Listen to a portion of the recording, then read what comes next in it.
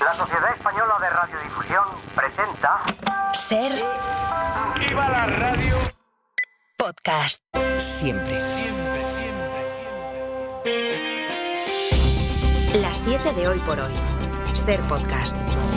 Hola, muy buenos días. Lo primero esta mañana es el clamor de miles de jóvenes que llevaron ayer a las calles de Madrid para exigir que se ponga de una vez coto al mercado del alquiler en España, que está disparado. A muchos ya les resulta imposible acceder a una vivienda digna. Los precios están absolutamente disparados, no son acordes con los sueldos que hay y nadie se puede permitir un piso hoy en día. Tienes ya casi 30 años y no tienes forma de encontrar nada. Tuve suerte hace un par de años, pero comparto con dos amigas, entonces lo de vivir sola es imposible.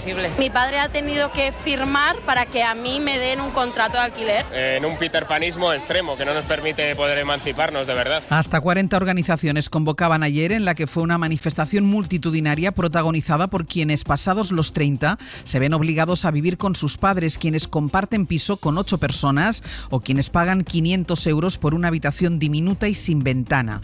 La protesta estuvo repleta de reproches al gobierno central y a los gobiernos autonómicos. Haciendo ruido con las llaves de sus pisos en la mano, con la amenaza de una huelga de alquileres, buena parte de los manifestantes pedía la dimisión de la ministra de Vivienda, Isabel Rodríguez, o de la presidenta de Madrid, Isabel Díaz Ayuso. José Luis Sastre, hola. Hola, buenos días. Ayuso ha dejado claro en varias ocasiones que no intervendrá el mercado de la vivienda. El gobierno central responde que las competencias están derivadas a las comunidades. Vamos a escuchar a la portavoz del sindicato de inquilinas y a la exministra socialista Reyes Maroto. A los gobiernos y a los políticos, deciros que se acabó vuestro tiempo. No queremos más promesas vacías.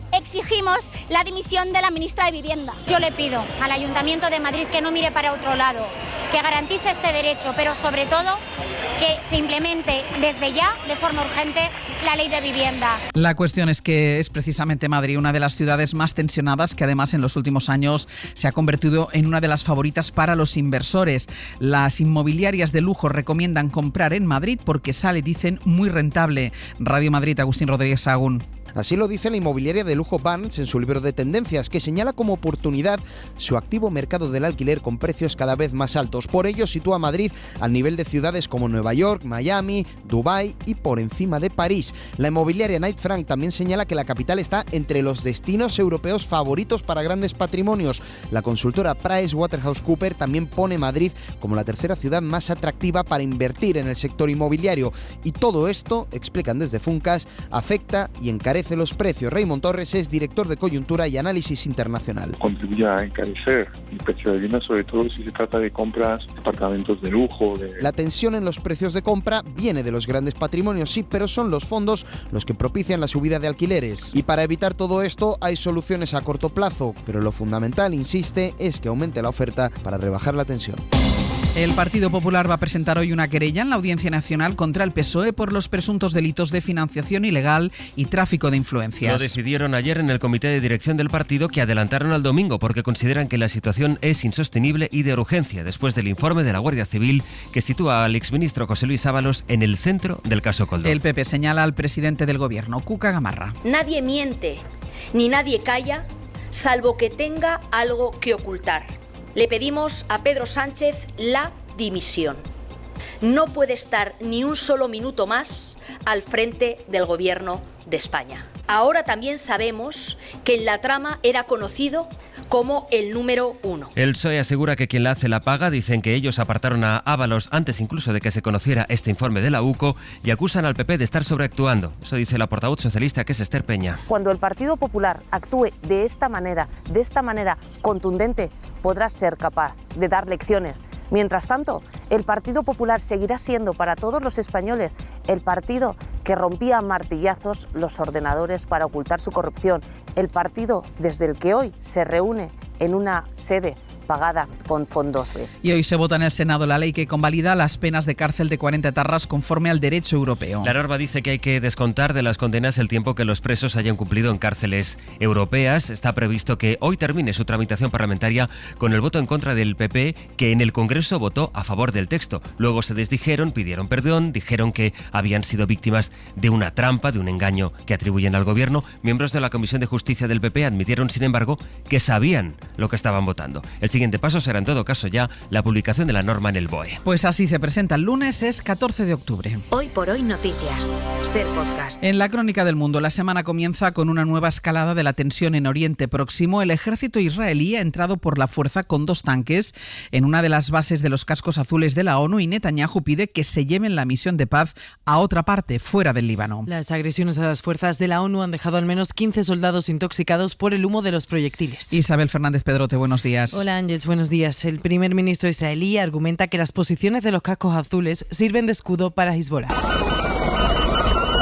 Ha ocurrido el mismo día en el que la milicia ha matado a 4 soldados israelíes en un ataque con drones que deja 67 heridos. Buena parte de la comunidad internacional exige a Israel que cese los ataques contra los cascos azules e incluso su principal aliado, Estados Unidos, le ha pedido esta madrugada que tome las medidas necesarias para protegerlos. Ángel Villascusa. En un comunicado, el jefe de la diplomacia europea, Josep Borrell, señala que estos ataques constituyen una grave violación del derecho internacional y son totalmente inaceptables, una idea que sostiene también el secretario general de la ONU, Antonio Guterres, que va más allá y asegura que cualquier ataque contra las fuerzas de paz puede constituir un crimen de guerra. Las Naciones Unidas insisten en que el hostigamiento contra sus bases no va a surgir efecto y que van a quedarse en el Líbano. Una respuesta a estas palabras de Benjamín Netanyahu, que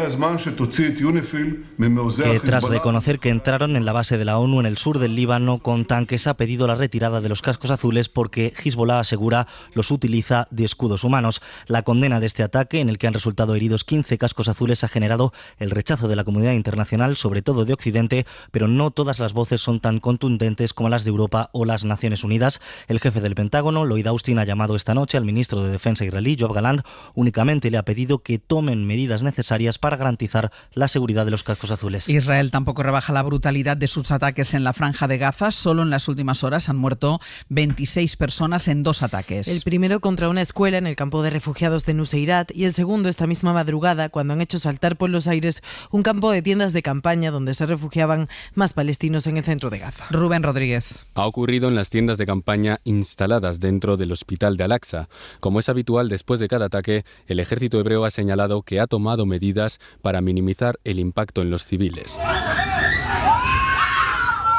Aunque en las imágenes que llegan de la zona vemos a mujeres y niños a pocos metros de los bombardeos, tiendas de campaña incendiadas y personas atrapadas entre las llamas, el ejército israelí asegura que el objetivo era un centro de mando de Hamás que se encontraba dentro del hospital. Horas antes, también en Gaza, Israel ha atacado una escuela que servía de refugio para palestinos desplazados en Nuseirat, en el centro de la franja. Entre los muertos se encuentra un niño de apenas unos meses que había nacido en esa misma escuela en la que ha muerto.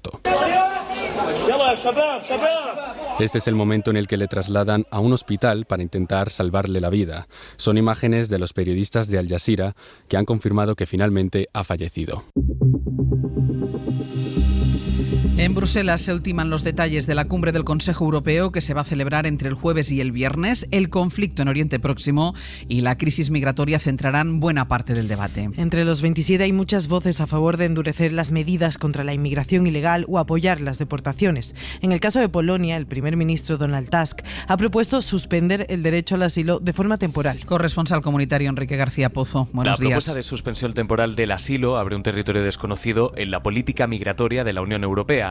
Bruselas no ha hecho comentarios a la propuesta del líder liberal, que este sábado decía que no iba a acatar decisiones de la Comisión que afectaran a la seguridad nacional de su país, aunque la propuesta atenta a priori con el derecho internacional. El expresidente del Consejo volvía hace un año a Varsovia, abriendo un nuevo capítulo en las relaciones de Polonia con Bruselas, aunque el debate migratorio está enturbiando todo lo demás, con Austria o Países Bajos asegurando que no van a aplicar el pacto migratorio y con hasta 17 países pidiendo un cambio normativo para agilizar las deportaciones. La migración va a ser uno de los asuntos centrales en la cumbre de esta semana, en la que gana fuerza la mano dura contra los migrantes irregulares y dar pasos más allá del pacto migratorio que entra en vigor a mediados de 2026 y que corre el riesgo de nacer prácticamente muerto. España y Francia creen que las soluciones pasan por la aplicación del pacto migratorio, por eso están pidiendo adelantar su entrada en vigor, algo a lo que se ha abierto la Comisión Europea. Salvamento Marítimo recuperó ayer los cadáveres de 3 personas y rescató otras 29 en una patera en la costa de Almería. En Canarias siguen llegando centenares de pateras. Solo este domingo cerca de 300 personas han alcanzado la isla del Hierro. Venían en 2 cayucos y había varios menores. Canarias, Agustín Padrón, buenos días. Buenos días, 5 menores en total. Uno en la primera embarcación, la que fue localizada a más de 80 kilómetros del Hierro. En su interior, 207 personas. El otro fue localizado a 22 kilómetros de la isla con 86 personas a bordo, entre ellos 4 mujeres y 4 menores. 3 de los ocupantes de este último cayuco tuvieron que ser trasladados al único hospital de la isla del Hierro con diversas patologías. Y en Estados Unidos, a falta de 3 semanas para la celebración de las elecciones, la policía ha detenido a un tercer sospechoso de intentar asesinar al candidato republicano y expresidente Donald Trump. Lo detuvieron el sábado cargado de pistolas, pases de prensa y pases VIP falsos para acceder al mitin en California en el que lo quería asesinar. Es la tercera vez que arrestan o disparan contra un sospechoso de querer matar al expresidente desde que empezó la carrera electoral.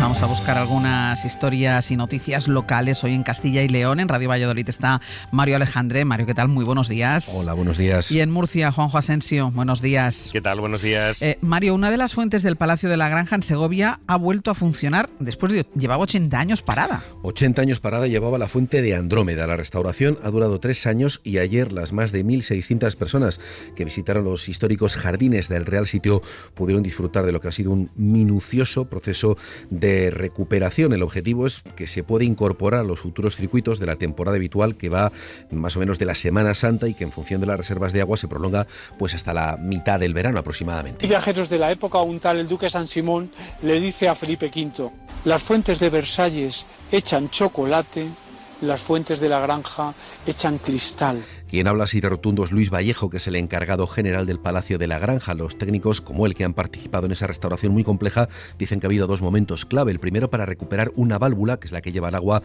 al surtidor central. Esa pieza, que es única en todo el sistema, pesa casi 1.400 kilos, o sea, casi 1,5 toneladas. Y el segundo, reparar todo el sistema de tubería secundario que hace brotar el agua por cerca de 50 orificios que representan las heridas en el cuerpo de un dragón.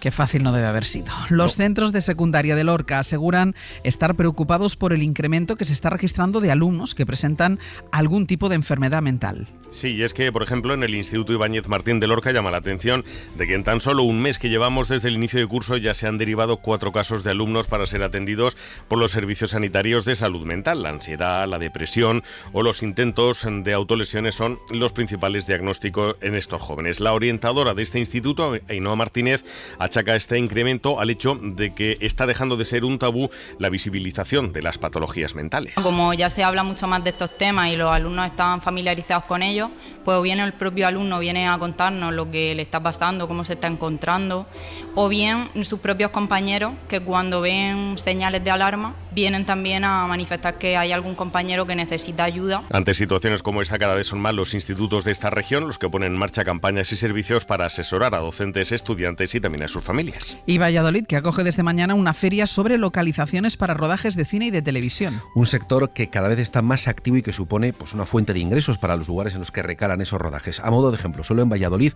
hemos tenido 2 rodajes en estas 2 últimas semanas. Esto que escuchamos es la grabación de uno de los capítulos de la segunda temporada de Memento Mori, que es la serie que traslada a la pantalla las novelas de Pérez Gellida, pero también hemos tenido el rodaje de otra secuela, la de la película basada en las canciones de Hombres G, Voy a pasármelo bien. Así que desde mañana, profesionales de más de 20 países se van a dar cita en la Feria de Valladolid para hablar de eso, de localizaciones, de incentivos fiscales y del desarrollo de la industria. Esto permite poner en contacto a quienes buscan los escenarios y a quienes producen las series y las películas. Todos ellos se dan cita a partir de mañana aquí.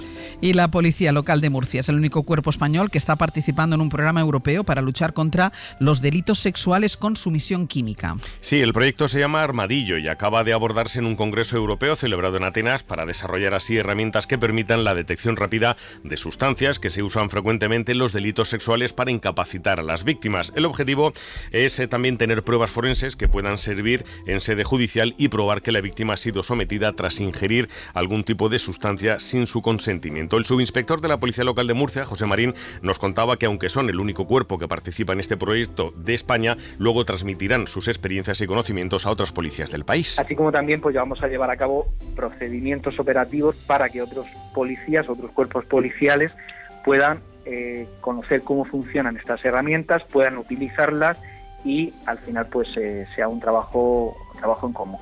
Bueno, pues un proyecto que desarrollarán con dispositivos especiales en zonas de ocio de Murcia. Juanjo, Mario, hasta luego. Hasta luego. Adiós. Hasta luego. Y vamos ya con nuestra recomendación cultural para empezar el día y para empezar la semana. Y hoy Pepa Blanes nos propone una lectura. Leer un libro de Sigrid Núñez es como pasar la tarde con tu mejor amiga. A book really is a terrific companion. Bueno, leer cualquier cosa es una experiencia parecida a salir con amigos, nos decía la escritora que acaba de publicar Los Vulnerables en Anagrama, una novela que le recomendamos, así como leer y hacer maratón de las 2 primeras partes de esta trilogía no buscada que firman El amigo y Cuál es tu tormento, un libro, por cierto, en el que se ha basado Almodóvar para su nueva película La habitación de al lado. Pero centrémonos en Los Vulnerables, donde habla de duelo, de amistad, del miedo al cambio climático y lo hace durante la pandemia. And a lot of people, I think, agree with me. That we had expectations going through the pandemic. En la novela combina sus pensamientos y sus lecturas con una historia inventada. Ahí es donde está la gracia de su escritura. Son ficciones, pero todo lo que piensa y dice es real, como cuando reconoce que sueña con que Trump se vuelve bueno. La ficción de la historia está en que ella es reclamada por una amiga para que vaya en pleno confinamiento a cuidar de un loro en un lujoso apartamento de Nueva York. Lo hace sin rechistar, pero al piso llega de repente un joven maleducado con el que tendrá que convivir. Un libro sincero, interesante y divertido que nos hace pensar en nosotros mismos. Para no perderte ningún episodio, síguenos en la aplicación o la web de la SER, Podium Podcast o tu plataforma de audio favorita.